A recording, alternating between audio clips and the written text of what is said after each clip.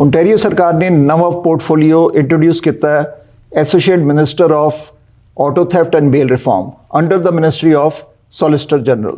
सो ਅਸੀਂ ਗੱਲਬਾਤ ਕਰਾਂਗੇ ਕ੍ਰਾਈਮ ਦੇ ਬਾਰੇ, ਆਟੋ ਥੈਫਟ ਦੇ ਬਾਰੇ, ਬੇਲ ਰਿਫਾਰਮ ਦੇ ਬਾਰੇ, ਕ੍ਰਿਮੀਨਲ ਕੋਡ ਦੇ ਬਾਰੇ। ਸਾਡੇ ਨਾਲ ਸਟੂਡੀਓ 'ਚ associate minister of auto theft and bail reform Graham McGregor, ਜਿਹੜੇ ਕਿ MPP ਹੈ ਬਰੈਂਪਟਨ ਨਾਰਥ ਤੋਂ।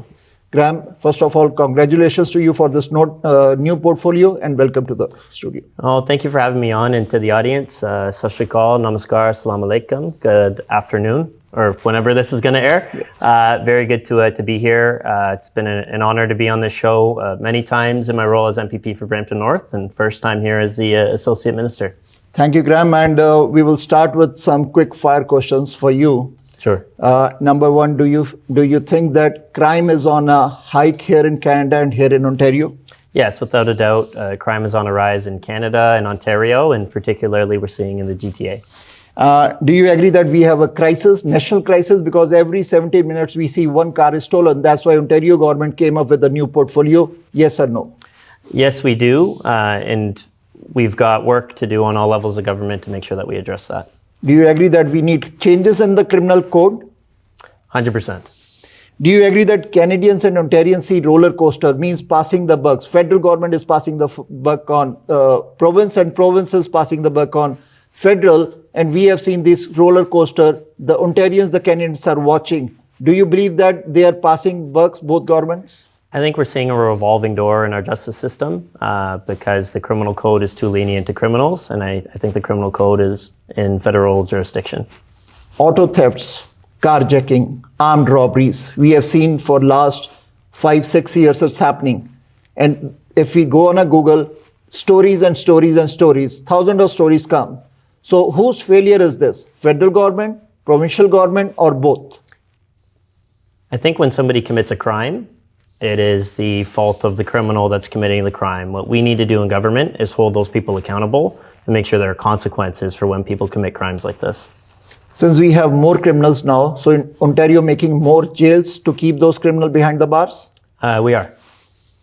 And Ontarians, the jails are overcrowded.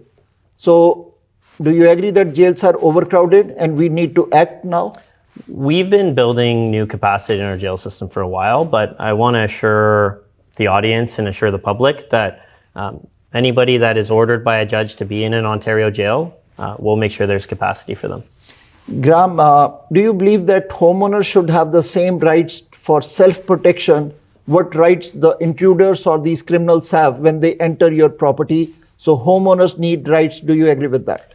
I think it's incumbent on governments, police, and law enforcement to make sure that we live in a kind of safe society where we don't have people committing home invasions, and we're able to crack down on those criminals and put them behind bars where they belong.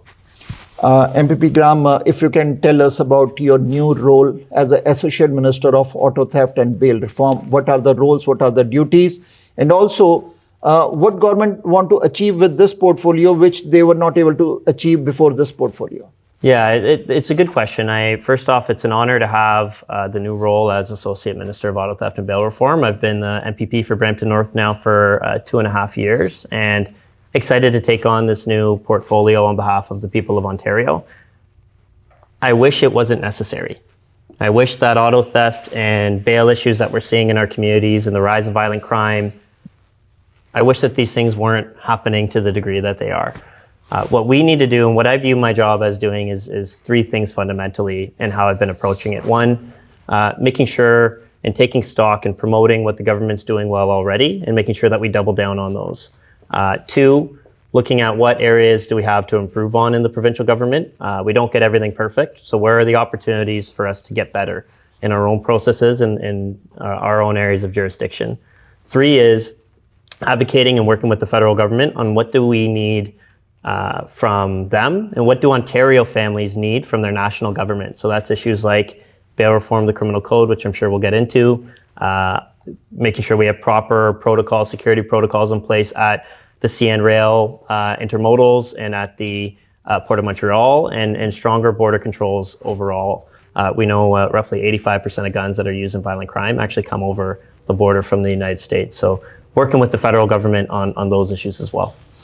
We have 5 member of parliaments here in Brampton and other MPPs also. And first of all, we really want to appreciate and thank Minister Graham that you came here and discussed about this serious issue. What we feel, what Canadians feel is a national crisis. Crisis of auto theft, crisis of armed robberies, crisis of intrusion by the intruders midnight. So these are the serious concern because safety comes first. And our elected representative, they are missing from the scene from last 5-6 years. They never came, they never discussed, and they are in touch with not touched with these kind of serious problems. What do you see?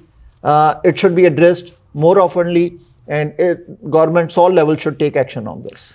We've been taking action. The provincial government, since Doug Ford got elected, has been taking action on the file. I'll say, minupata, twanupata, sarinupata, safety is the top issue on people's minds. Doesn't matter how good our economy is, how robust our transportation networks are, doesn't matter the policies on the environment and recreation. If people don't feel safe when they leave their homes, and if they aren't safe when they leave their homes, if they're afraid to take their kid to the park or to go for a walk or be in their own neighborhoods, none of that other stuff matters. So we know that public safety is paramount. It's something that we have to get right as government. I would say that since Doug Ford became Premier in 2018, we've seen massive changes in law enforcement in Ontario. I'll give you an example. Before Doug Ford got elected, we used to have about 1,400 police constables graduating through the Ontario Police College every year. Now, the Ontario Police College is what every constable, whether they go to Peel, York, Durham, other police services, they have to go through the Ontario Police College before they get deployed out to different police services. We used to graduate about 1,400 every year. Now, under Doug Ford's leadership, we're graduating 2,000, and we're looking at ways that we can improve that and actually building more capacity. So you'll be hearing news from us on that soon. And why does that matter? That matters because getting boots on the ground, police in our neighborhoods, more police patrolling, more police able to look after investigating these types of crimes, that's going to have a huge impact on public safety. And that's something that I think the provincial government, even before my time, I've only been elected 2 years. Doug Ford's been Premier for 6 years. That's something that the Ontario government has been getting right. We've also been doing things like equipment and giving more tools, but happy to get into that in the next answer. Now you are into the ministry. Did you ever went to Google and type carjacking, car thefts in Canada? If you have not gone, just go it and see. Check the results. How many pages in Google show the stories and stories and stories, unstoppable. So Ontarians have hope with you that you will take strict actions on this. And look, our government database is a little bit more sophisticated than that. So we see the problem for sure. I'll say we've seen some good trends. Some of the work that we've been doing, we put a $51 million program in to stop auto thefts. Not only was that grants directly to police services, but it was also dedicated auto theft prosecution teams. We talk about tough on crime as putting police in our neighborhoods often, and that's right, and we're doing that. But we also need to look at tough on crime as making sure that Crown prosecutors have the resources they need to hold offenders accountable. We've seen some good news this year. Auto theft down about 14% as of June across Ontario. It's about 9% in Peel.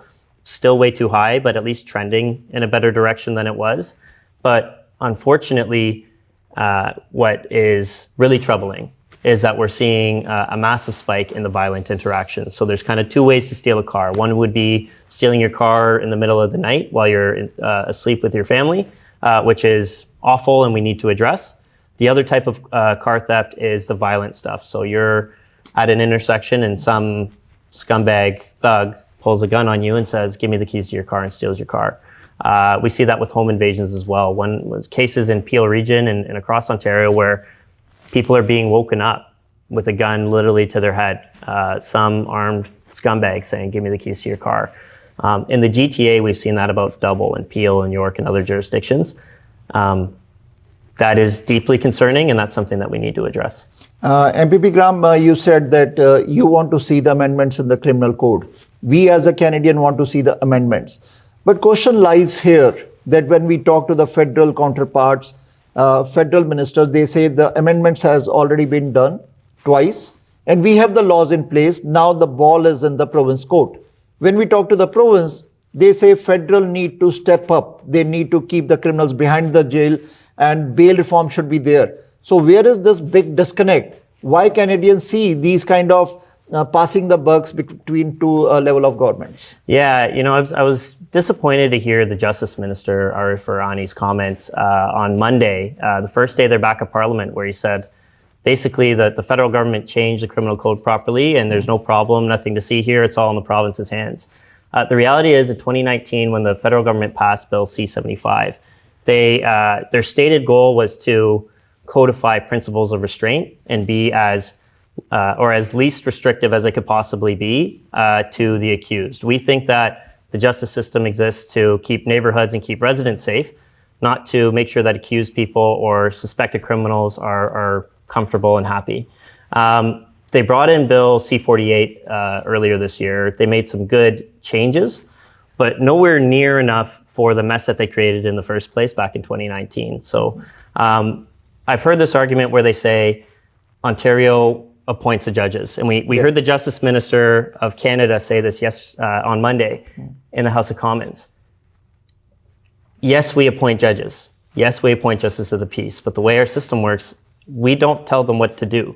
We have a line there. How do judges make their decision? They make it based on the criminal code, which is written by federal politicians and something that we need substantial bail reform on. So how to break this deadlock?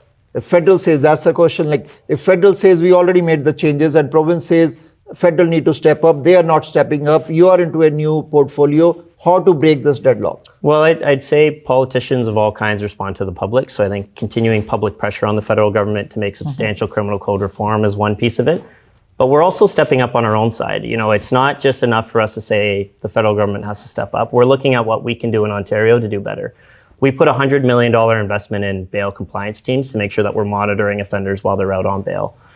We've just announced the appointment that we'll be appointing at a minimum 25 new judges across Ontario with 190 court staff, Crown prosecutors and other court support staff to make sure that we are seeing cases happen in a quick manner and a reasonable manner. So we're beefing up the justice system to the capacity that we can. We're hiring more police, putting them on our streets, and we're giving police the equipment and the tools and the resources they need to do their jobs effectively. There are things we can do better in Ontario. We're certainly doing that. But for the federal government to say it's all on the provinces, job done here, frankly, I find ridiculous and I find insulting to the dozens of police leaders, politicians, members of the public who have been demanding substantial bail reform, who warned them at the time in 2019 that the changes that they were making would have bad consequences, who are now being told now that, don't worry, criminal code's fine. It's all the province's fault. I don't accept that, and I don't think that's appropriate for the minister to be saying. So did you get a feedback from the police forces, police chief also, what they want in this? Chiefs of police they want to see bail reform. They want to see offenders held accountable, held in jail. And they also want to see stiffer sentences in the criminal code. We want to make sure that when people are committing violent offenses, that they're held accountable and they are held to justice. MPP Graham, the 3 or 4 plaza here in the Peel region, and you are also MPP in the Peel region, we have seen every other weekend hooliganism, the tire burnings, the silencers, the noise pollution, everything we see in these plazas. Sheridan College Plaza, Trinity Mall Plaza, Westwood Mall Plaza, Ridgeway Plaza. So why can't we take action? And in the latest video, which was out on social media a few days ago, the police officer is saying to those people that police is not for this. Police have other jobs to do. And we agree there are serious crimes happening. And our lot of cruisers and police forces are in these 4 plazas. What is the solution? How to tackle, how to control so that plazas, the real shoppers, they avoid going into those plazas. मैं आप वैसे पंजाबी हैं Punjabi family में grow up है whatever जो भी थोड़ी issues है कि इश्यूज है मैं विच नहीं आना चाहता बस मैं ये कहते रोज रोड़ा पैन लग You guys don't need us here.